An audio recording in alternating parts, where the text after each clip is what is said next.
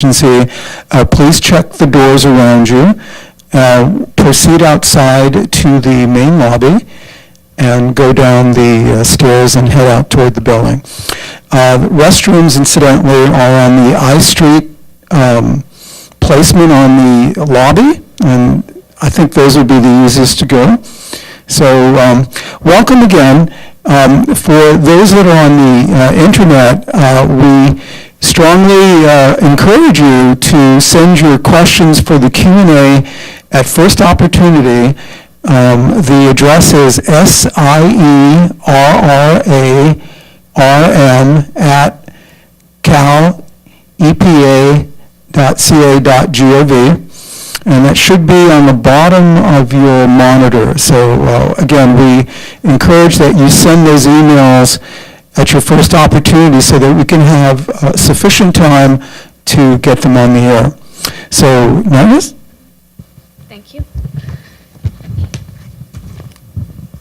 Welcome everybody to today's technical seminar titled Vulnerable Californians Experience Greater Pollutant Exposure and Impact, which will be presented by Dr. Ying-Ying. I am Nargis Jorin, the contract manager of this contract. This study is part of Research Division ongoing investigation of the adverse impact of air pollution in vulnerable populations in California. Asthma is a serious chronic lung disease that affects many Californians. Approximately 3.5 million adults and 900,000 children in California have been diagnosed with asthma at some point in their life. Air pollution plays a well-documented role in asthma attacks, and the role that air pollution may play in initiating asthma is under investigation. The Research Division of the Air Resources Board has been a leader in developing and supporting research to understand the relationship between air pollution and asthma, mostly in children. The ARB-funded Children's Health Study found that children who participated in several sports and lived in communities with high ozone pollution were more likely to develop asthma than those children who lived in communities with less ozone pollution. More recently, the Children's Health Study researchers found that traffic pollution may initiate asthma. Two ARB-funded studies in children, one in East Bay and one in Los Angeles, found an increased risk of asthma with an medication use with exposure to high levels of traffic pollution. In another ARB-funded study, researchers found a positive association between exposure to volatile organic compounds and symptoms in asthmatic children from Huntington Park. We are continuing our studies by examining the air pollution sources associated with these impacts to understand how certain sources may increase the burden of asthma in children with different socioeconomic status and demographics. In addition to the link between air pollution and asthma, published results are available that indicate that children, adult, and low-income Californians suffer disproportionately from asthma and may also be more affected by air pollution. The study that you are going to hear about today examine the cause of that disproportionate burden in California. Is it due to increased vulnerability, increased air pollution exposure, or both? The study was designed to provide the ARB with information on groups that may be particularly vulnerable to air pollution, such as lower income and minority groups, and will also provide information that relates to our environmental justice program and points to the need to continue to reduce air pollution exposure for all Californians, including these potentially sensitive groups. I would like to introduce Dr. Meng, who is the PI of this study. Dr. Meng is a senior research scientist and co-director of the Chronic Disease Program at the UCLA Center for Health Policy Research. She has focused her research on health and healthcare with a particular emphasis on racial ethnic minorities and those who are chronically ill. Dr. Meng is an accomplished researcher and has published numerous studies using innovative methodologies. Please help me welcome Dr. Meng. Dr. Meng. Thank you. Excuse me.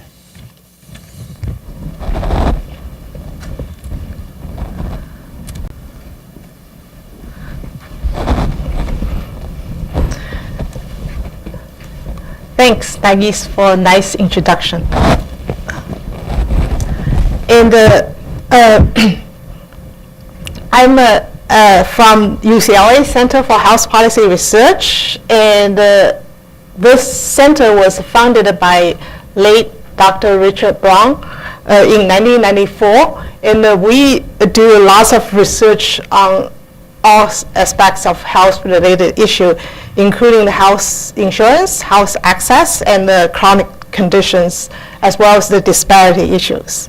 And for those who may know that may not know that our center is also the Health Institute for the California Health Interview Survey. Before I start to talk about our findings, I would really like to thank our founders, the California Our Resource Board, for the funding. Without this funding, there's no possibility we could do such a study. And also, I would like to thank the staff of California Our Resources Board, especially Nagis and Barbara, as well as Linda and the others, for their continuous technical assistance and guidance. And I would also like to thank our co-investigator, Dr. Michelle Wilm, Beata Ritz, and Dr. John Baums, for their guidance and advice in this study. And also my research team, Christina Lombard and Melissa Pickett and Andrew Buhner. Without their help, I think the report and this presentation may not be possible. And also I would like to thank our statistic team, Dr. Ying-Ying Wang, Melanie Levy, and Dr. Hongjian Yu, for their statistic and programming support. After my presentation, you can see how many analyses we have done. And also want to thank our collaborators, Dr. Michael Jarrett and Jason Su, especially for their help with the traffic-related exposure estimates. As Nagis mentioned, the asthma is one of the most common chronic conditions in the United States. Based on the California Health Interview Survey data, there's about 4.5 million Californians suffer from asthma in 2003, and another 3.4 million Californians do not have an asthma diagnosis but suffer from asthma-like symptoms, such as wheezing. And also certain populations, such as children, elderly, racial ethnic minorities, and those with low income suffer disproportionately from adverse outcomes related to asthma.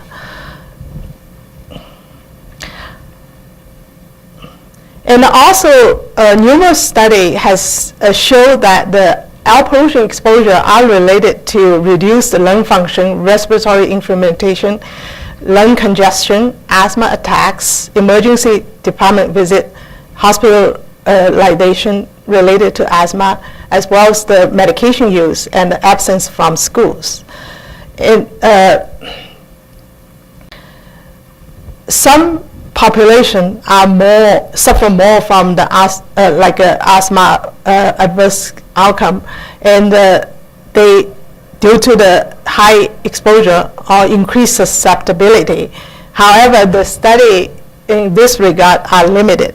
So this project gives us a chance to have an opportunity to examine this issue further. This is the asthma burden in California based on the American Thoracic Society pyramid. You can see that about 5 million, okay, maybe let me quantify.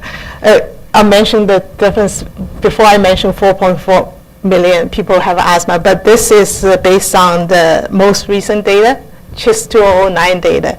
So the number getting bigger. There's a 5.04 million people suffer from asthma, have an asthma diagnosis. And then about 2.6 million people still have a have an asthma symptom in the previous 12 months, and about 1.2 million people taking medications. And then there's 763,000 doctor visits, but that visit is not just for asthma only. Then there's also 637 school and work absence due to asthma, and 302,000 ED visits or urgent care visits related to asthma. And then 36,000 hospitalization due to asthma, and 420 deaths due to asthma. So from this pyramid, we can see that usually previously, since we don't have a asthma surveillance system in California, so most of the study can be done is only on deaths and the hospitalization. But these two adverse outcome related to asthma are just the tip of the iceberg. We really also need to see the effects on a much large population. I mean, those who suffer from symptoms, who has to take daily medications. So with California Health Interview Survey data, that make such study possible.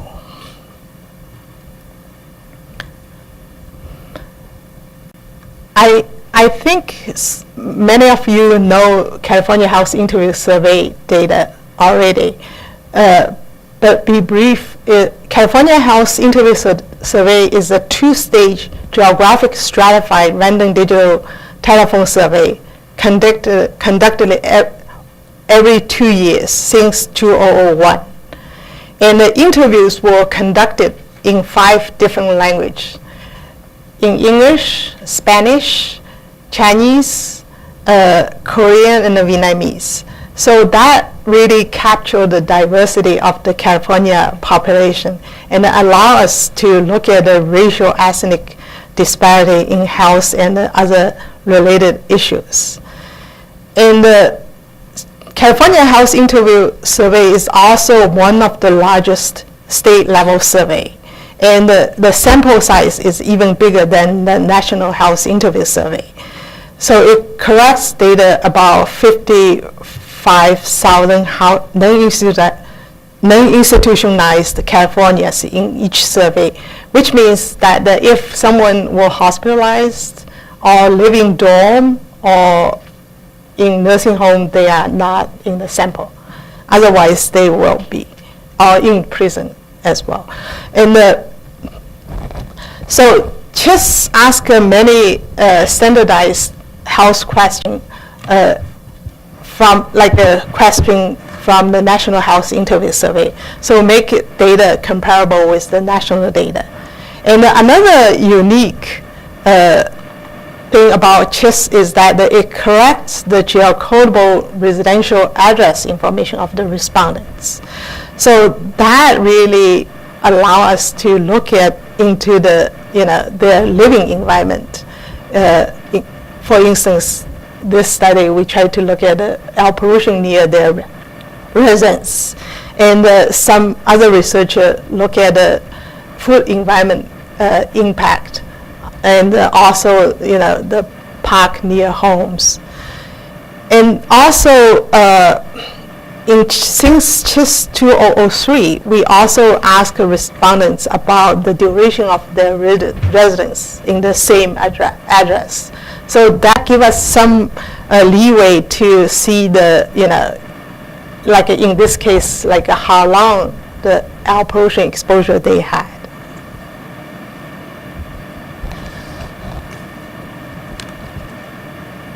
Now I will briefly talk about our study population definition. So CHIS asked all the respondents, have you ever been diagnosed with asthma?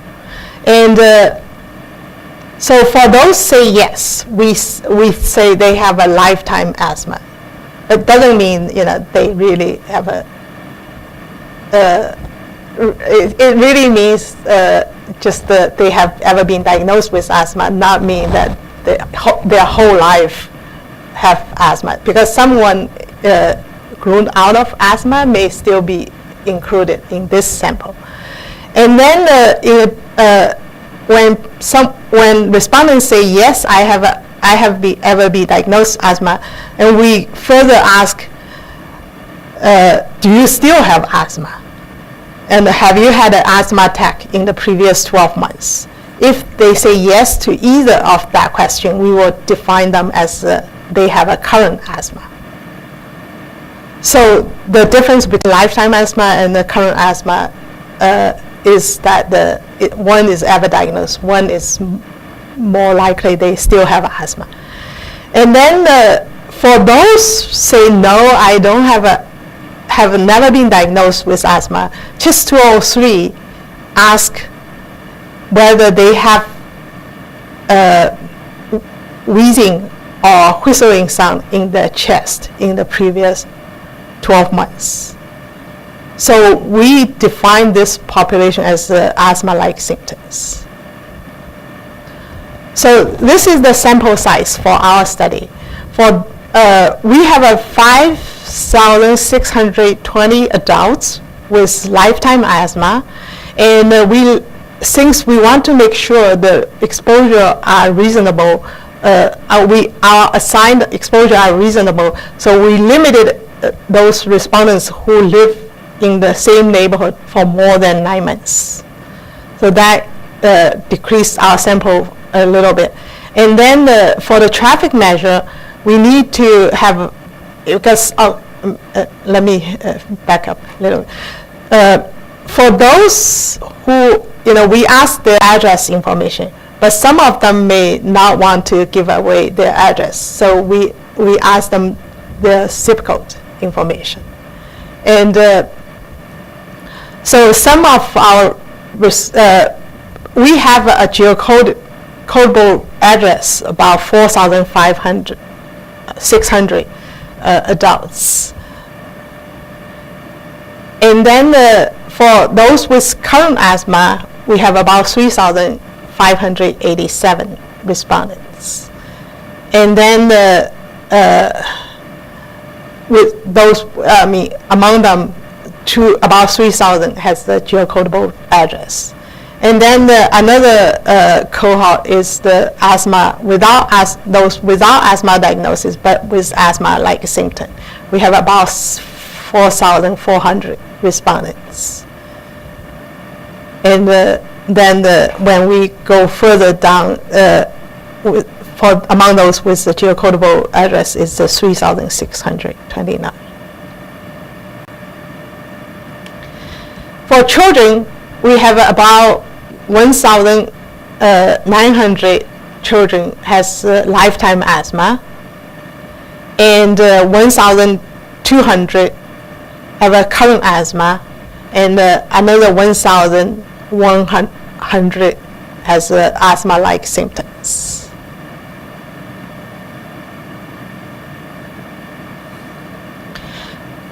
So we use for the exposure measure, we use the GIS to link the CHIS 203 respondent residential address to the nearby monitoring station. So we calculate the annual pollutant average based on their interview date. So it's the 12 months prior to their interview date annual average exposure. And then we also did a number of federal and state exceeding states for pollutants concentration, and also did a traffic density and the distance from Roadway. So we for our annual average pollutant concentration is mainly the four criteria pollutants: ozone, PM10, PM2.5, NO2. And for the exceeding states, we also had a similar pollutant concentration focus. But for the sake of time, I'm not going to get into I'm not going to get to the detail about the exceedance result. today. But it's in our report in case you are interested. So for the traffic residential traffic density,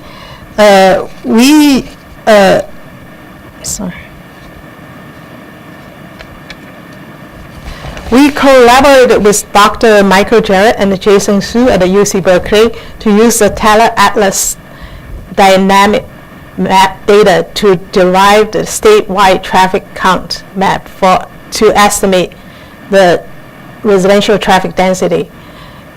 We use the imputation method to attribute available measured count to those uncounted load segments in the state. So the map from the home location of CHIS respondents were overlaid with the Teller Atlas dynamic map, containing the imputed traffic count data. We then drew the 500, 750, and 1,000 foot buffer around each residential location, and then calculate the vehicle meters traffic density based on the vehicle meter traveled divided by area of the buffer, as the other research did. We also look at the residential distance to roadway.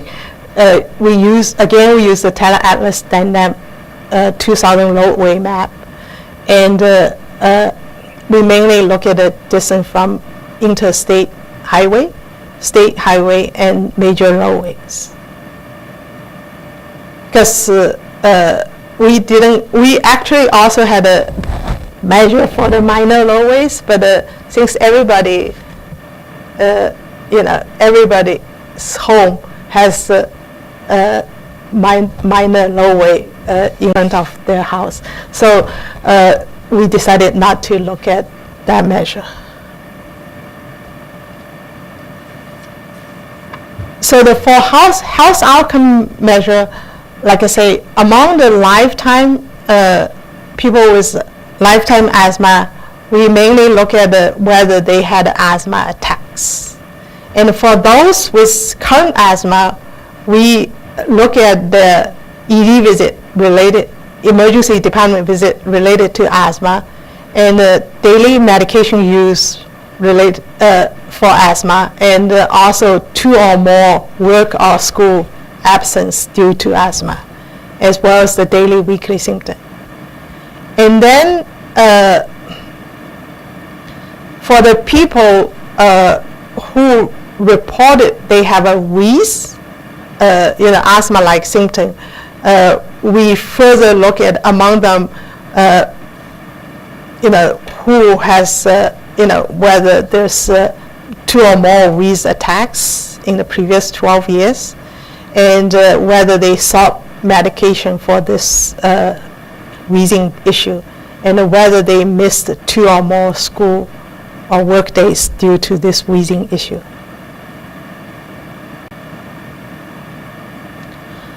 So among people with a lifetime asthma, 35% adults had an asthma attack in the previous 12 years, or 12 months, sorry, not yet. And then about 36% children had an attack. And among those with the current asthma, 16% adults went to emergency department, and about 22% children went to emergency department. And also about 47% of them had a daily asthma medication. And 37% of them, children, had a daily medication. And then about 13% adult reported missed 2 or more work days. And 46% children missed 2 or more work days due to asthma. And then about 1/3 of them, adults, had a daily weekly symptom. And 12% of them had children had a daily, weekly symptom. So look at the prevalence. It's not a minor issue. So those people do have, for those, among those with current asthma, there's serious issues these people have to deal with.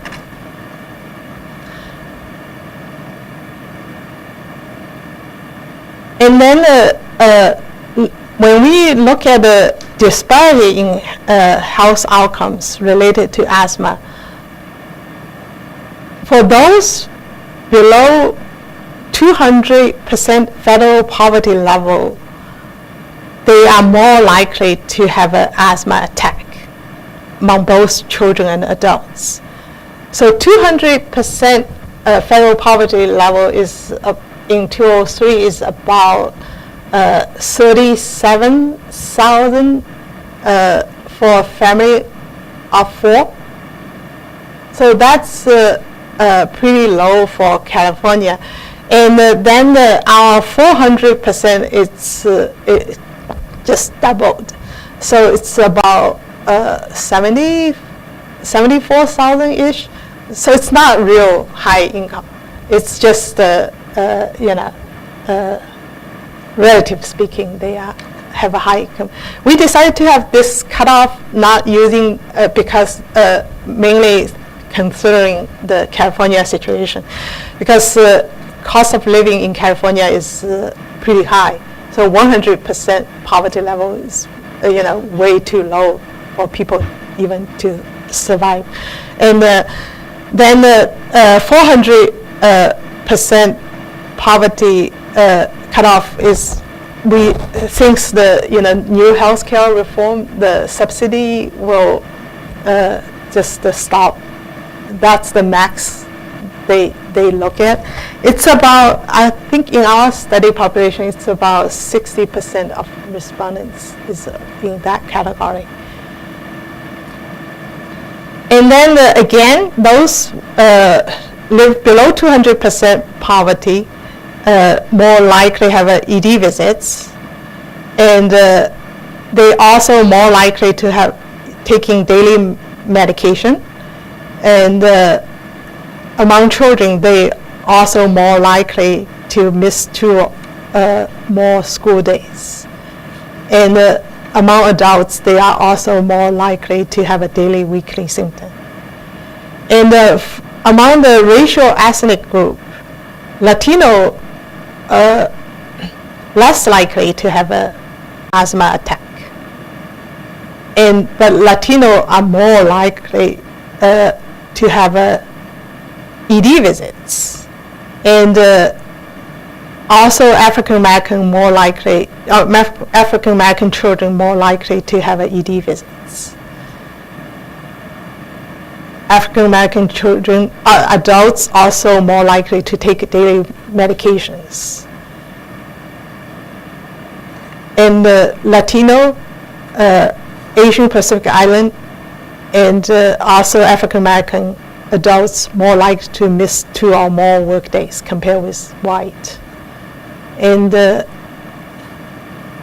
again, Latino adults and Asian Pacific Island adults less likely to report daily, weekly symptoms.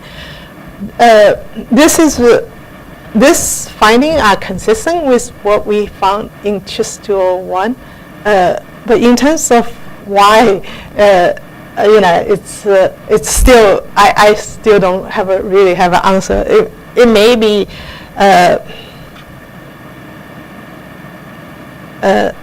don't know why they have a lower daily, weekly symptom. And then in terms of among those without asthma diagnosis, 11% people had adults reported wheezing in the previous 12 months. About 10%, the children has a similar percentage, about 10%. And among those reported wheezing, 16% 60.8% of them missed 2 or more work or school days, work days. The among adults with wheezing issue, 60.8% of them reported missed 2 or more work days, and about 50%, 45% children had missed school 2 or more school days, and then more than 50%, 62% adults had more than 2 wheezing attack, and 52% children had more than 2 wheezing attacks, and then 41% adults sought medical attention for the wheezing problem, and 65% children sought medical attention for the wheezing problem. So among those without asthma diagnosis, this also is another trivial issue. And so these people could have underdiagnosed asthma or have other respiratory health issue.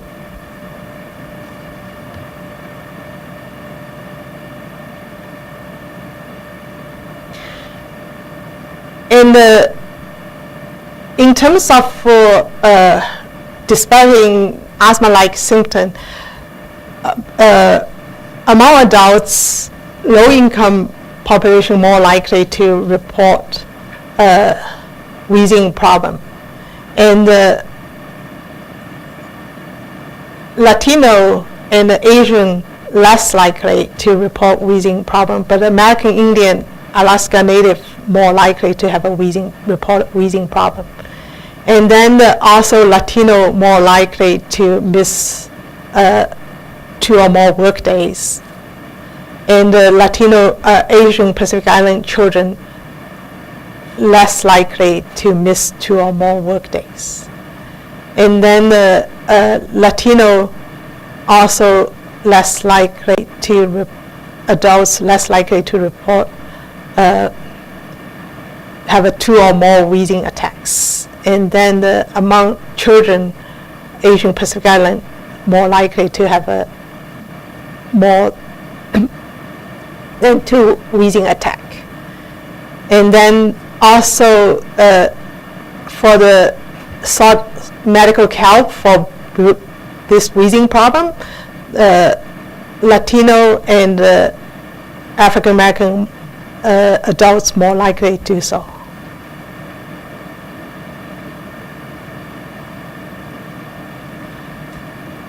So this, as Nagis mentioned, this study, we try to look at mainly 4 issues. First is we try to see if the vulnerable subpopulations, such as the racial ethnic minority and those with low income, have a great exposure to air pollution. And the second, those with a great air pollution exposure, whether they are more likely to report adverse asthma or asthma-like outcomes. And the third is that the air pollution exposure, low socioeconomic status, and the vulnerability factors, whether they independently increase the odds of negative health outcomes. And the fourth, we try to see whether increased air pollution exposure interact with vulnerability factor result in great impact of air pollution on asthma and asthma-like outcomes. So we mainly did a bivariate analysis to test the difference in exposure estimate to see the disparity issue. And also we used the logistic regression to look at the air pollution and outcome measures, to health outcome measure to control potential confounders related to vulnerability. And then we also use the interaction term to evaluate whether increased vulnerability to pollutant among subpopulation are significant or not. We also did some sensitivity analysis on length of residence and employment status, distance from pollutant monitors, and also, whether people use asthma medication make a difference or not. So now I'm getting into the results. So for the hypothesis one, as I mentioned, we mainly look at among those with asthma or asthma-like symptoms, whether vulnerable subpopulation in California, example, racial, ethnic minority, and low-income individuals have a high exposure to air pollution.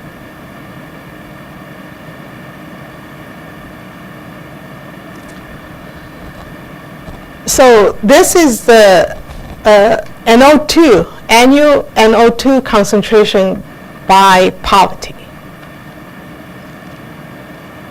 For low-income adults and children with current asthma, they all have a significant high exposure of NO2s. And for adults and the children, they also have a high exposure of PM10. And among children, the second category, like those living between 200 and 399% federal poverty level, also have a high exposure than those above 400%. For PM10 at 2.5, again, similar pattern. Both low-income groups have a high exposure among children and adults.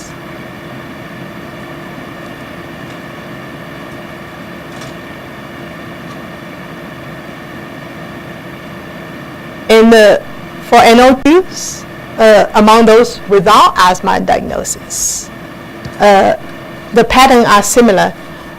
For those below 200%, they are more likely to have a high NO2 annual concentration. And among children, the significant difference is mainly between the middle group and the high income group.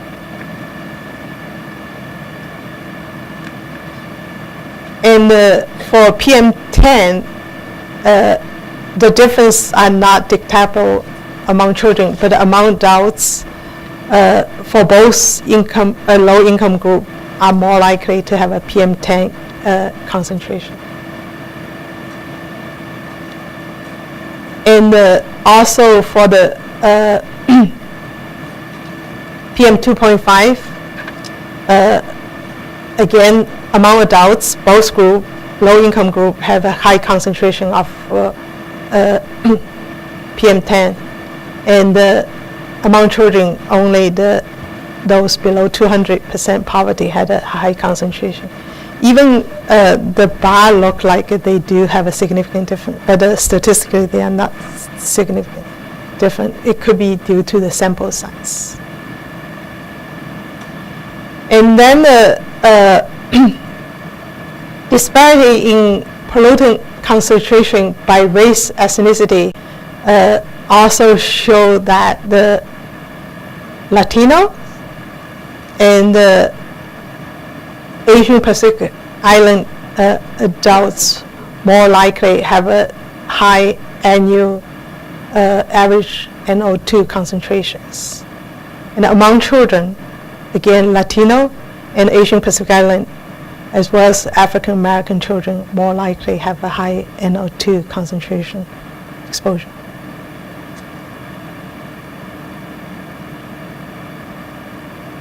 For PM10, mainly the Latino group has a high exposure, have a high annual concentration level than white.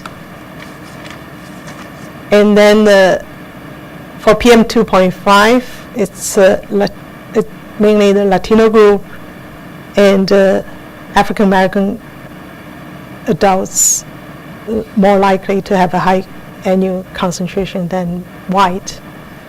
And among children, similar pattern were observed.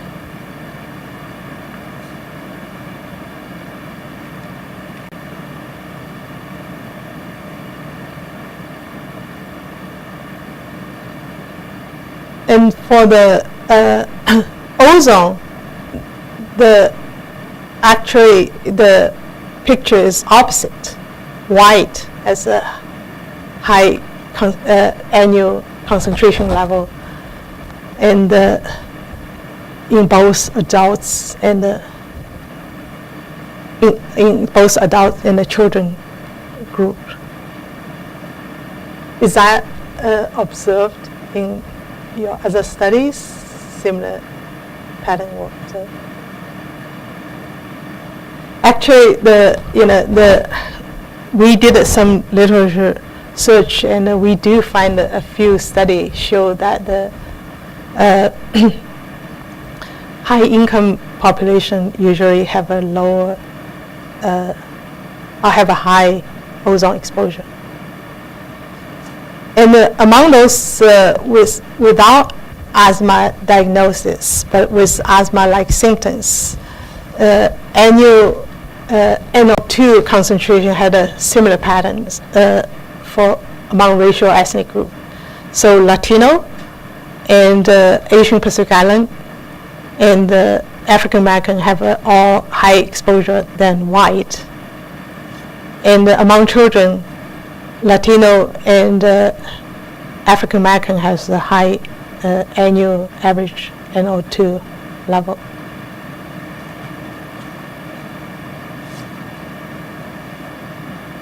And then for those, for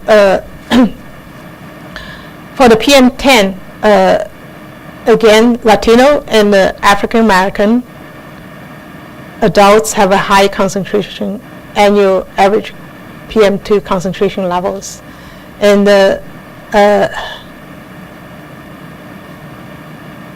children, mainly Latino group has a high annual concentration level.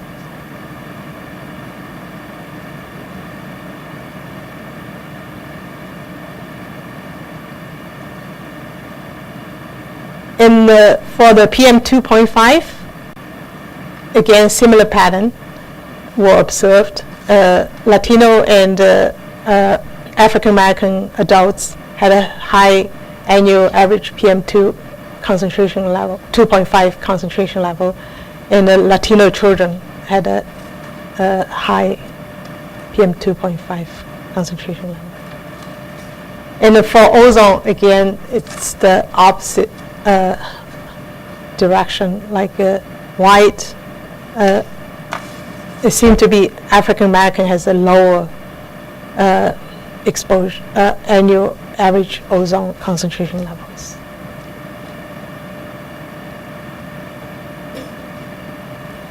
And in terms of traffic exposure, we mainly observed we mainly find the low-income population more likely to live in area with a high traffic density, and also for African American adults, their traffic density is also higher than white, and Latino children and African American children also have a high traffic density near their home. In terms of distance roadway, for those children live below 200% poverty level, more likely to live within the 300, less than 300 meters of state highways. And then again, children more likely to live within 300 meters of interstate highways. And for major roads, both adults and the children, low-income children, more likely to live less than 50 meters of major roadways. So this, this part we will talk about the hypothesis 2, see whether high exposure are related to the adverse outcomes such as asthma attack or absence, and the emergency department visit related to asthma, and the use the daily medication to control their asthma, or school or work absence related to asthma, and the daily weekly asthma symptoms. For those without asthma diagnosis, we also examined whether the exposure to high level of air pollution are more likely to, those with high exposure are more likely to report wheezing or whistling sound in the chest, and whether they had more attacks and more likely seek medical care for such attack, and also work or school days missed due to these symptoms.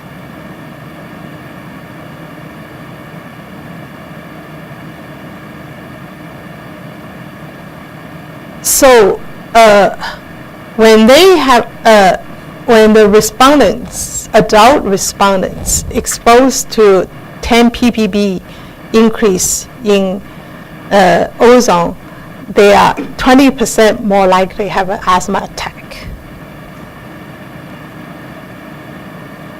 And we also observed suggested association between PM10, 10 microgram per cubic meter increase in PM10 with about, let me see the figure, about 4% increase in the asthma attack. And a 7% increase when they have a, of 7% of increase in the odds of asthma attack when they exposed to have, when they have a per 5 microgram cubic meter increase in PM 2.5.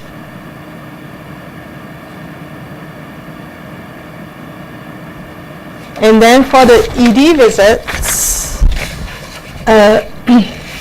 the ozone, PM10 exposure will have a 20% increase in the odds of ED visits.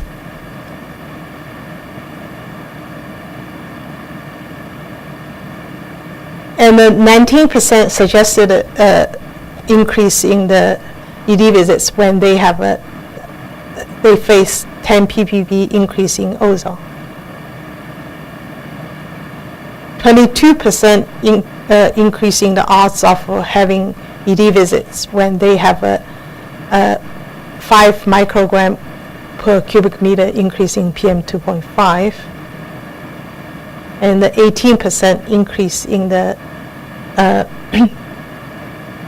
odds of ED visits for asthma when they have a 10 ppb increase in NO2s.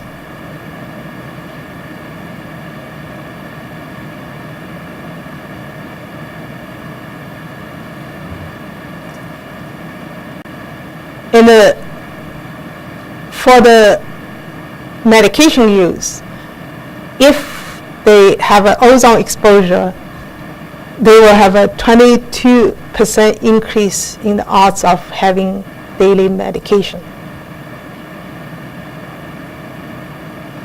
And also for PM 2.5 exposure, they will have a 26% increase in the odds of having asthma daily medication.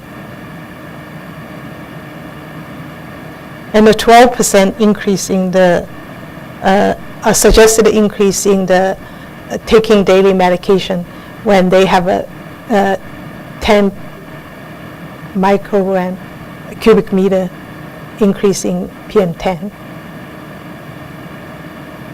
8% for the exposure related to NO2s.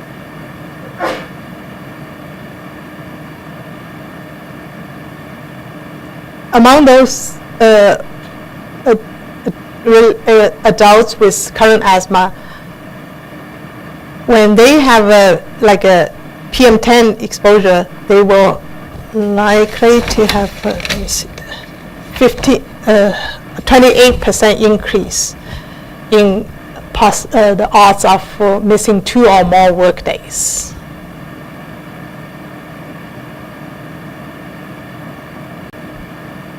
And the 15% suggested increase when they have an ozone exposure.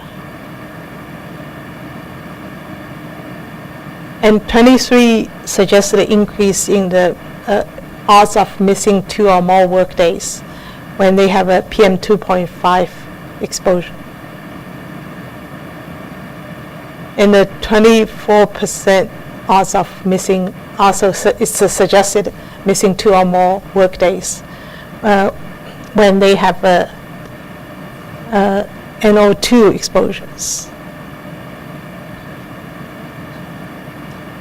So based on this, it really show that the exposure to all these 4 criteria pollutants had really impact on the adverse outcome among those asthma sufferers. And then when we look at the impact of pollutant exposure on asthma-like symptoms, they are a little bit lower, and the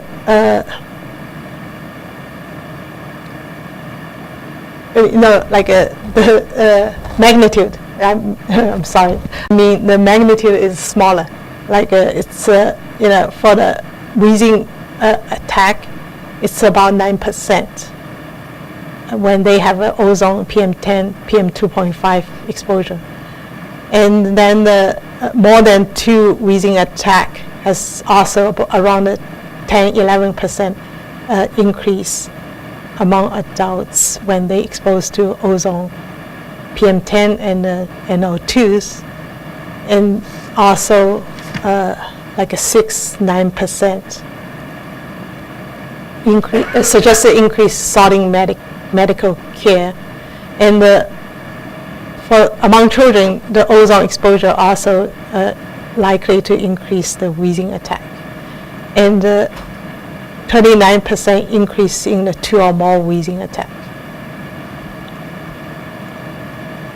And when they have ozone exposure, and also 33% suggested increase in odds of soughting medical care. But one thing is that the magnitude wasn't that big, but the thing is that remember, these people don't have an asthma diagnosis.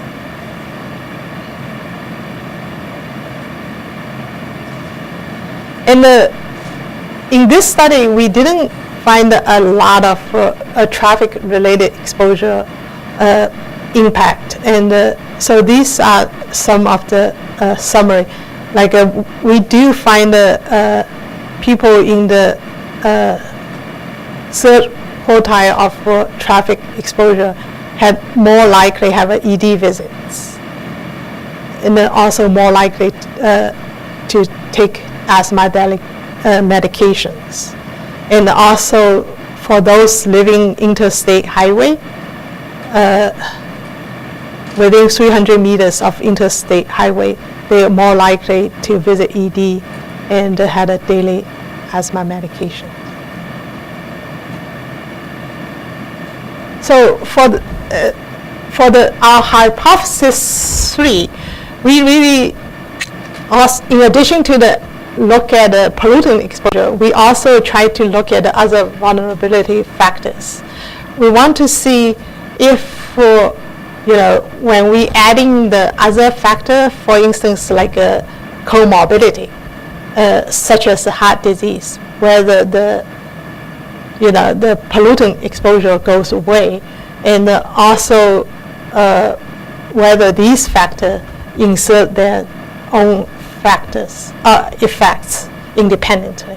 So we look at the comorbidity, and also we look at the access to care, like whether people have insurance or not, and whether they have a disease management, how they manage their asthma, because we believe this may make a difference too. So in this case, we also take daily medication as a covariance instead of outcome measure. And CHIS also asked when your asthma was diagnosed. So we are able to examine the adult or child onset of asthma has made a difference. And we also look at overweight, obese, smoking, and walking outdoor have made any difference in those outcomes. And also some of the indoor triggers, for instance, household,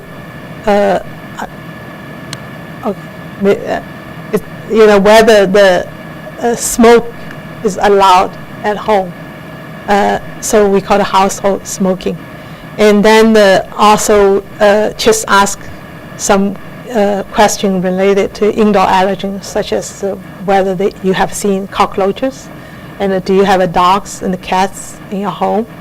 And they do ask a question regarding employment status, whether they are employed or unemployed, because we can assume that people unemployed may likely stay home more than those employed. And then CHIS also has a question regarding what kind of dwelling they are living. They have a single family house, or they live in an apartment. And based on they also ask how many rooms you have in your house and how many family members you have. And so based on that, we also, using census criteria, came up an index for crowding. So we have, so for this part of the study, we had run 3 models. The first model is the basic model. It's mainly just control for the pollutant exposure, age, gender, race, ethnicity. So that's what I reported, my previous presentation. It's mainly based on these, just control based on the base model. And then for model 2, in addition to these base model variable, we also controlled for insurance status, obesity, heart disease, smoking status, and employment status. And then for model 3, it's not adding on to the model 1, but it's more add on to the model 1 again, plus the variable including urban-rural residency, usual source of care, delay in whether they had a delay in care, the age of onset of asthma, and whether they are taking daily medication and having asthma management plan, and whether they also exposed to household smoking, have a cat and dog in home, cockroach in home, and also type of housing, and household crowding, whether they have a diabetes diagnosis and walking. So for this model, we look at the ozone effect and ED visits, and then the vulnerable factors. So you can see that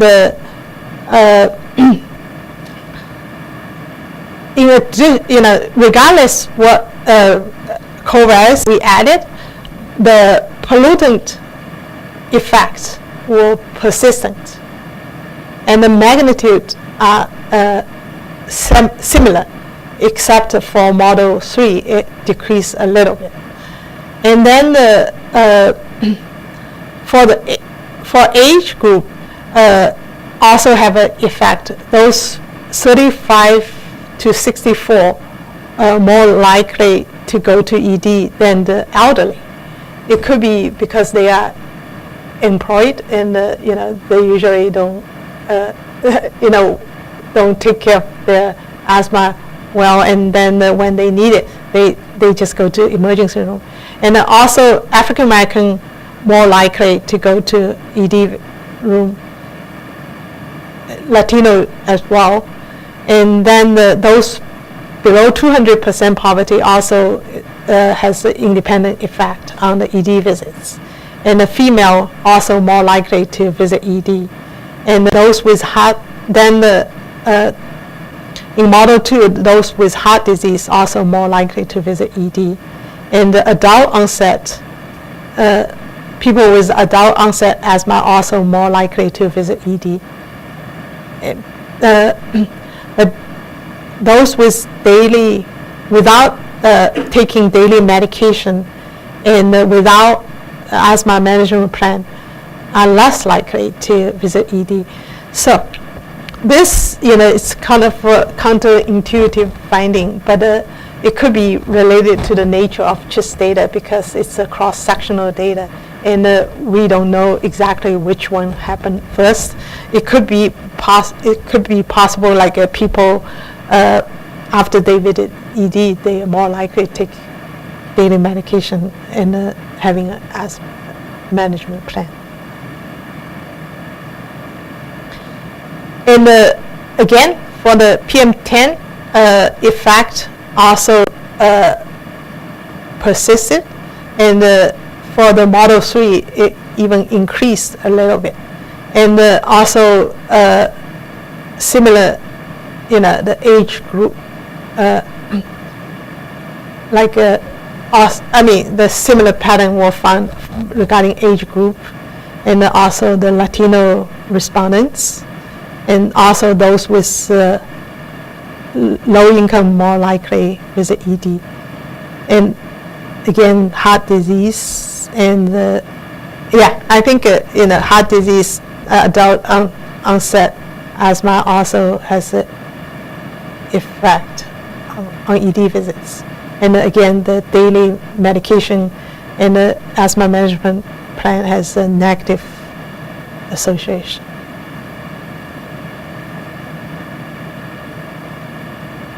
So for PM 2.5,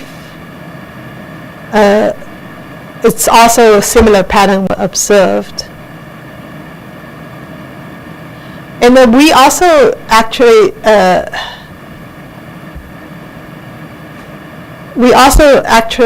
look at other vulnerability factor in relationship to other outcomes, and like for instance the medication use, and but for the sake of time I'm not going to present all of them. It's a lot of data. So among children, it's when they have in terms of PM 2.5 effect on daily medication use and the vulnerability factor, we again, the pollutant effect persisted, and also poverty played a big role in the using daily medication, and also the asthma management plan has a negative effect. Not having asthma management plan has a negative effects.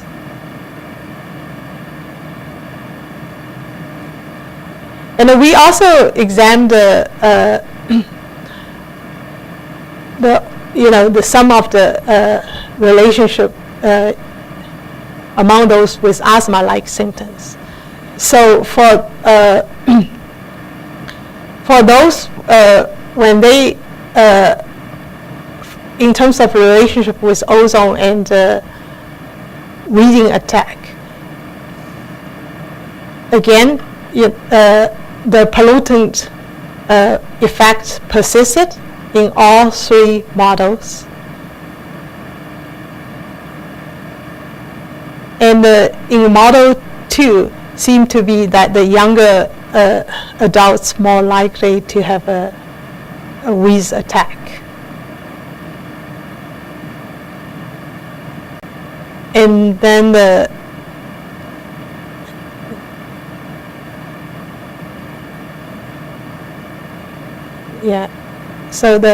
that's, and also those unemployed less likely to report wheeze attack, and those having delay in care also less likely to have reported to have 2 or more wheezy attack. And that's us. And also people have a household exposed to household, not exposed to household smoking, also less likely to have a wheezy attack. In terms of delay in care, it's again kind of counterintuitive. And for among children, I think again this shows that the pollutant effect persisted when we we control more vulnerability factors, and then the income also low income more likely, people with low income more likely to have a 2 or more wheezy attack. And then the household not crowding also more likely have a 2 or more wheezy attack. That sounded like it's also counterintuitive. I think one of the things is the like I say, that it could be the nature of this data. And then now I'm going to talk briefly about the results for hypothesis 4. We try to look at whether the great exposure also interact with the vulnerability factor, result in great air pollution impacts on asthma in vulnerable subpopulations such as racial ethnic minority and low-income individuals.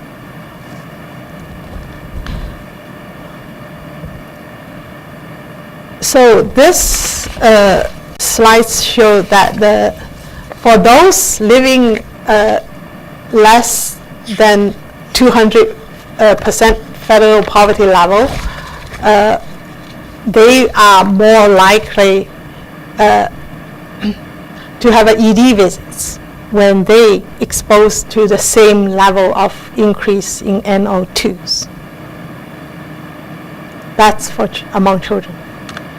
And this one shows that the African American adults, African American, Asian Pacific Island, more likely to have a work absence when they exposed to same level of increase in NO2s. And this shows that African American more likely to have a daily, weekly symptom when they expose same level of increase in NO2 level.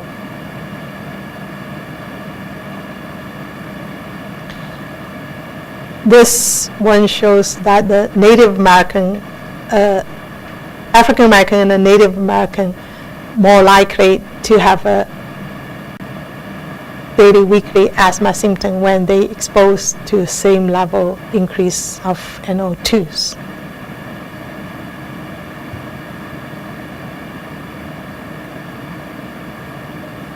And this one showed Latino as are more likely to use asthma daily medication when they exposed to same level of PM10 increase. And this one showed African American children more likely to have a daily, weekly symptom when they have a same level of increase, face same level of increase of PM10 than white.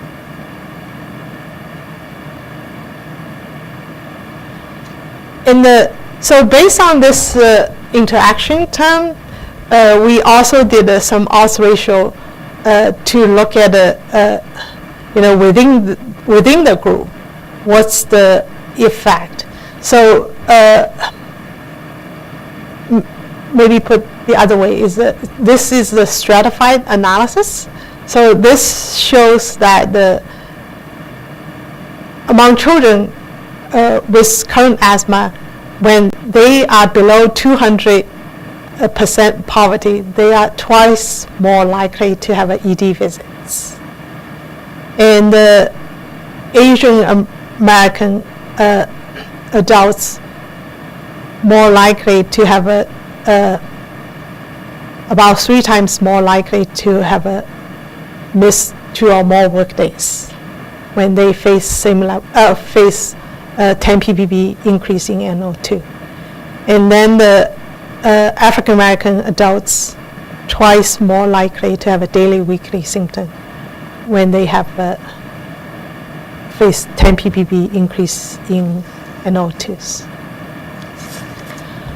So as I mentioned that the medication is a very interesting variable because it could be a indicator for severity, right? It could also really mitigate the effect of medication of pollutant effect, right? So suggested by CAP staff that we did some sensitivity analysis and tried to see what the difference between those who are taking medication versus not taking medication, whether those taking medication, the effect would decrease. And based on this analysis, when we look at the ED visits stratified by medication use, it did show that those taking medication, the effect was lower than those not taking medication, except for PM 2.5. But all the confidence across the results all cross the norm, so there's no firm conclusion can be made, but it showed the direction.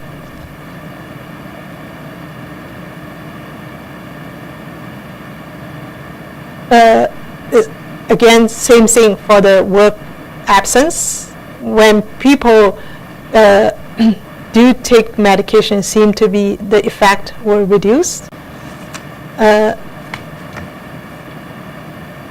except for PM 2.5, and so I think that same thing, like the confidence interval band is big, and no firm conclusion can be made here.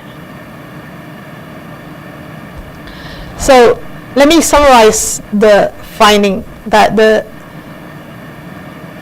in general, we do find the high annual average exposure among low-income groups and the racial ethnic minority for NO2, PM10, and PM 2.5. But for ozone exposure, those with high income and the white have a high exposures. And then also we do find the increased ozone PM10 and the PM 2.5 also associated with increase in all asthma outcomes. Among children, increased NO2 exposure will associate with the increased odds of daily asthma medication use and the school and daycare absence. And then in terms of vulnerability, pollutant association for ozone PM10, PM 2.5 remain after adjusting for all the potential, for the possible potential confounders. And being African American, Latino, living below 200% poverty, being a smoker, having heart disease, and having adult onset asthma also relate to increased odds of having adverse outcomes. And when we look at whether racial ethnic minority or low-income children, or low-income population have a great impact when they have a same level of increase in the exposure, we do observe those interaction between race, ethnic group, is, for instance, African American and Asian and Pacific Island in terms of their relationship with the annual average exposure for NO2. Among children, we also observed racial ethnic groups such as the American Indian, Alaskan Native, and the Asian Pacific Island, and the annual the interaction with the annual average pollutant exposure for NO2. We also observed racial ethnic minority exposure interact with the annual pollutant exposure for PM10, as well as for the low income and the annual average exposure for NO2. So in conclusion, the findings suggest that racial ethnic minority and the low income population have a great increase in adverse health effect at the same level of increase in exposures. Let me just briefly talk about the limitation of the study. As I mentioned already, this is a one-year data, and it's a cross-section, because CHIS is a cross-sectional survey. And it's from a sample of, even it has a large sample size, it's still a sample of California population.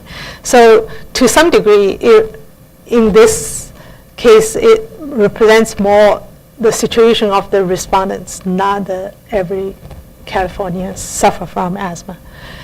And then also, all these health outcomes measure were self-reported, not from the medical records. But we believe some of outcome measure could be pretty accurate. For instance, like a daily, weekly symptom, even the doctor will have, even the medical records, doctor have to ask patient to report that.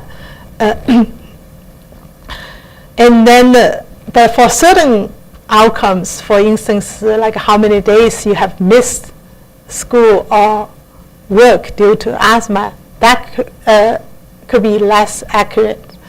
So that's also reason we decided to cut off with 2 or more, because people could still be, we feel like they could be more accurate to report 2 or more days of missing instead of 5 days or 6 days. That will be less accurate. And then another concern is related because CHIS response rate is about 30-ish%. So there could be some concern regarding the selection bias due to the non-response, but we found that may be less issue in this case because respondents may not select whether they want to respond to the survey based on their exposure status, because they don't know their exposure status. So we found like it may be less issue in this case. And then there's also possible recall bias. As I mentioned, people may not be able to recall some of accurately regarding how many days they have missed schools or work, but they definitely could be recall some major episodes like ED visits or hospitalization, right? And also, the daily, weekly symptom, whether they have it or not in the previous 12 months, could be pretty accurate. And then also another thing is that with the growth of cell phone, because CHIS is a landline-based survey, and so with the growth of cell phone, landline-based survey could be, could systematically exclude certain population. So CHIS 203, we don't have that data, but I think we compare the CHIS 207 because they added a cell phone sample to to see if there's a possible non-coverage bias, and they do find people with cell phone only more likely to be young, low income, and the Latino population. But in our case, we do find in terms of this bias, we don't know how much it may affect our results. And then also, since this study, we only look at did a sort of link based on the home address. So it's a residence-based exposure. It's for those who work, and the commute-related exposure are not included in this study. And then also, since individual exposure may differ a lot due to time spent indoor and outdoors, housing type, and indoor pollutant exposure. We do try to control for some household smoking and the housing type, but we don't have information on air conditioning use and the year of house. That may all have an impact on the outdoor pollution penetrations. So I think that maybe let me just get with all this limitation, I think this study is still important and interesting in a way that it really shows that the vulnerable population still need to be further protected against pollution exposure, and so we need to identify the contributing sources and the toxic components of the air pollution. So ideally, more monitoring of air pollution from mobile sources are needed, and also intervention at the community level through statewide guidance. For instance, recommend minimum distance to pollutant source for schools, daycare center, workplace, home, especially subsidized housing, elderly housing, and and also sport fields and the parks will be helpful. And also the intervention at the individual level through education, like how to control air pollution exposure. Since nowadays most of the air pollution exposure are invisible, and so people, especially when we see the PM10 NOs, PMs and NOs, they are not visible. So education are needed to educate these people with asthma or asthma-like symptoms to reduce some outdoor activities when air quality index is not healthy, and also they should try to exercise away from major roadways.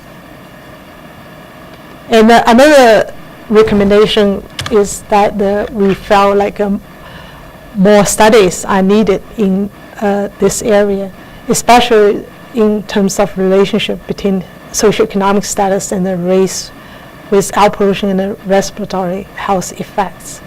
And also further study needed to see what factors may increase or mitigate the pollutant effects, and whether the community-based or family-focused intervention will help people to reduce the exposure, and also, especially for this vulnerable population, whether more efforts will make a difference. So thank you, and any questions?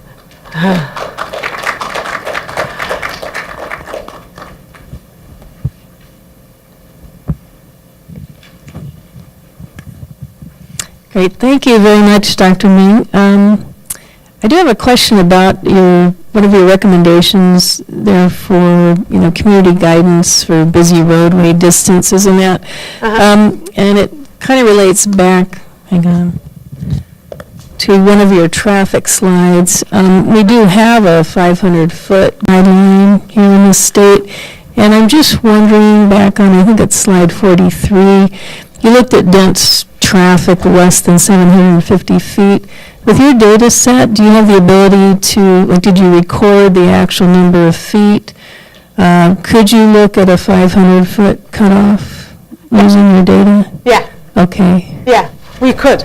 And I think we did some sensitivity analysis and decided on 750 feet because that range seemed to be a little, it showed the effects a little more stable because the sample size increased. Okay.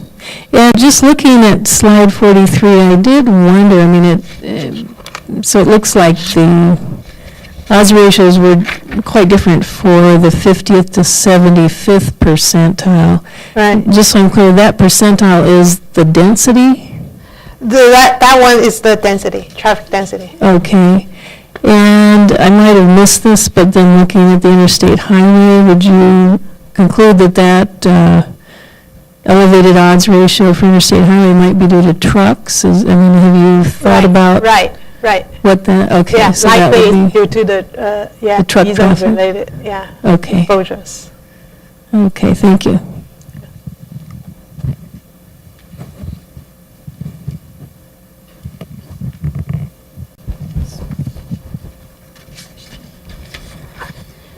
This is a question from the webcast viewers.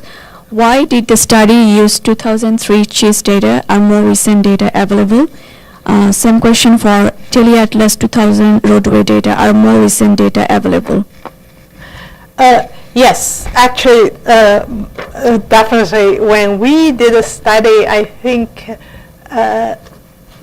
2005 and the 7 data are available already.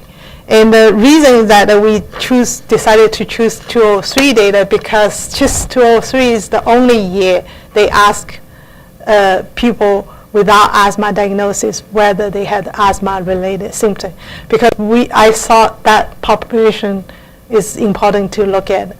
There's lots of concern regarding underdiagnosis of asthma issue, especially among racial ethnic minority in the low-income population. So that's the reason we choose 203. And same for the Teleatlas 2000 roadway data. It's true that the data are available. And the reason we use 2000 is that the Dr. Michael Jarrett group, they did lots of imputation, and that's the year the data they have. And so we decided to use be consistent, just using their data. And we believe, because just 203 ask respondents to recall what happened in the previous 12 months, so it's more likely asking what happened in 2002. And so we found in terms of the time lag, it's not a major issue. So that's why we decided to use 2000 data. Thank you, Dr. Ming. There's another question. Where can one find the full report? The report is available on ARB website. I can send the direct link later on.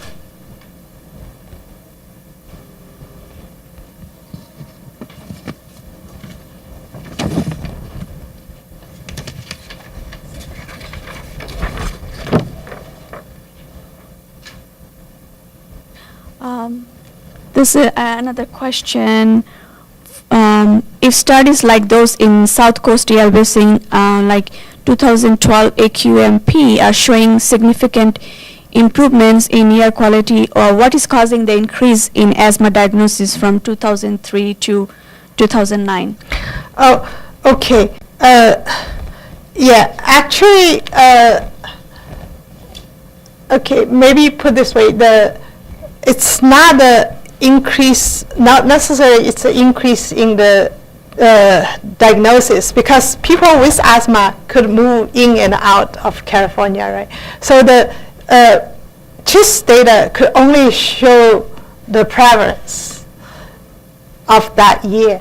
And so we don't know, is that because more people developed asthma during that time period? I mean, from 2003 to 2009, or it's because people with asthma move in. And but in general, we do see some increase in the asthma prevalence in whole California. Thank you, Dr. Ming. And actually, it's a good point that we actually, I was funded by Health Effect Institute, try to look at the goods movement regulation or action, the impact of goods movement regulation on the asthma-related effects. And so we do see a significant improvement in the air quality, and now the remaining question is that whether this decrease has a similar impact on those with low income or those with high income. It's still a question to be answered. Hi, Dr. Ming. This is Walter from the ARB. I was curious if the CHIS data included anything with respect to outdoor allergens, like are folks allergic to grass pollens or anything like that, and the question of allergy-induced asthma? No, just don't have a question related to outdoor allergens. Yeah, they don't have that. Hi, I'm Alvarado with ARB. My question is about the pollutant exposure metrics that you used. Can you tell me what year the pollutant concentrations are from, and how you ascribed it to a residence? Did you use like nearest monitor, or was there? Yeah, yeah. We used the ARB data. Barbara and Nagi sent us the disks, and then we at the beginning we signed the measure within 20 miles of each respondent residence, and calculate the 12 months average based on the day of interview. And then we did a further sensitivity analysis, decided to only use the monitoring data within 5 miles. So all this outcome is based on the within 5 miles monitoring data of their residents. For the interview microphone. So outside of 5 miles, they were excluded from the study? Yeah, if they don't have a monitoring data outside 5 miles, those respondents will be excluded.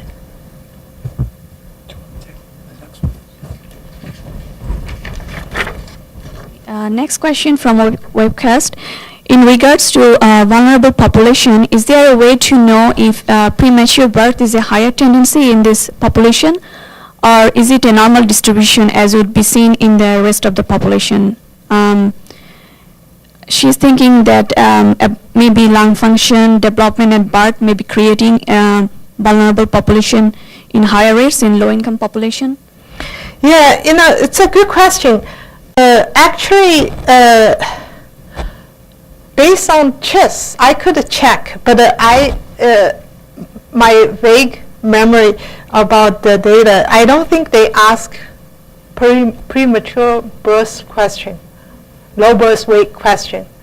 But I think through other study, it shows that usually low-income population and the minority, some minority group like African American, more likely to have a baby with low birth weight. And that's a good point, that it could be related. Thank you, Dr. Min. Is there any question? Thank you, everybody, and thank you, webcast viewers, for your questions, and thank you, Dr. Ming, for your wonderful presentation. Thank you, everybody. Thank you.